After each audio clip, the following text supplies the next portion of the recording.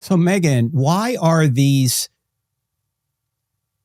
local authorities, are they actually releasing people from prison who ICE has a warrant out for?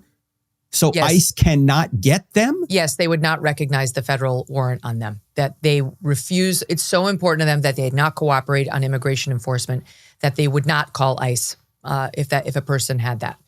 And that's why it's so, yeah, go ahead. Are they literally letting people out of jail so ICE can't get them in their jails? Yes. The answer to that is yes. This is a policy. This is unbelievable when you think about it. Mm-hmm. That these people would rather protect criminals than children, than innocent people. City after city. And that's why it's so maddening to see them out on the streets, these protesters cloaking themselves in this veil of altruism and caring about children, like the poor black and brown children who are now under threat by ICE. It's like, no, ICE cares about all children, black and brown and yellow and white, and keeping them out of the hands of child predators.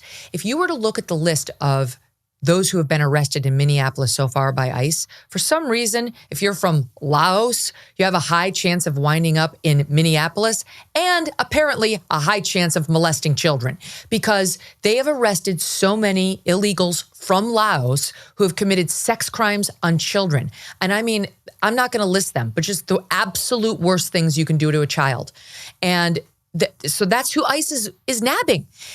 And that's why they're so determined. And there was a video that just hit this week of one of the ICE officers, because they get frustrated too sometimes, saying to people who are honking the horn to let whoever was in the house know that the ICE was coming, saying, we're trying to arrest a child sex predator.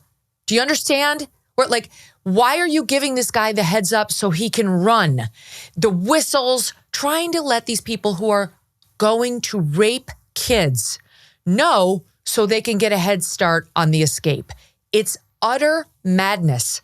But, you know, let's face it, Frank, the women in particular, some men, but it's 90% women who are out there who have been pulled to this so-called occupation are mad as well. They have a touch of insanity, and you can see that in their multiple videos all over the internet. There's narcissism, there's deep unhappiness, there's obviously no romantic partner in the lives of these women. They can't stand men, 9 out of 10 of them, because they talk about it openly, their hatred for men, which gets extrapolated out onto the ICE agents, and they have no meaning in their lives. This is the ultimate end result of wokeism, where they removed God from the public square, they removed God from their lives, and now they have a godless, faithless existence, which I do think gets exploited by demonic forces. You know, there's in that void, we could just have the worship of self, of navel gazing, of skin color, of the so-called transgender craze. But I think that we're one step beyond that now, to where there's like an actual demonic force that we can see. I feel it so acutely since Charlie died, pervasive in pockets of the United States. And the help that these people need, there's so much we have to do to help them. I'm talking about the protesters, because as much as I mock them, I have some empathy for them because they're sick.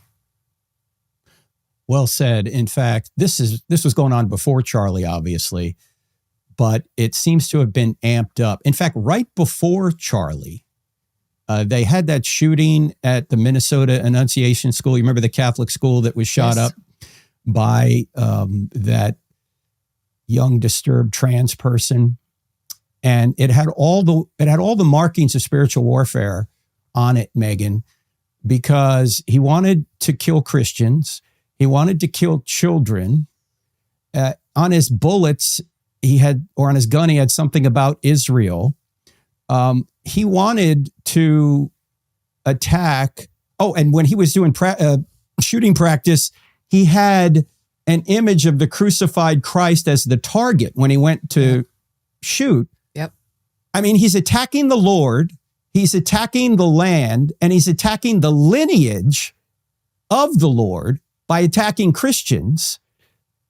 And the media covered this, and my friend Josh Howerton, a pastor down in Dallas, said this is the most overt demonstration of spiritual warfare I've ever seen that the media actually covered. A month later, Charlie was murdered, and Charlie was murdered for everyone to see.